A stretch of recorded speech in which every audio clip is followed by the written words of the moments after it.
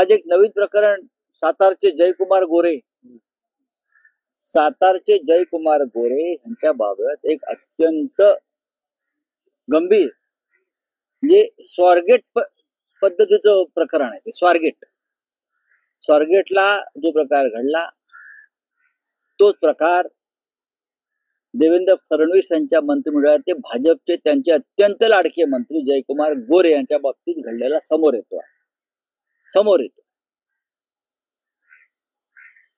इतिहास काळातले छत्रपती शिवकाळातले सेनापती हंबीरराव मोहिते यांच्या कुटुंबातला एका स्त्रीचा, सरसेनापती हंबीरराव मोहिते यांच्या कुटुंबातील एका स्त्रीचा या मंत्र्यानं कसा छळ आणि विनयभंग केलेला आहे या संदर्भातली माहिती समोर आली. आणि ती महिला, ती अबला पुढल्या काही दिवसामध्ये विधानभवन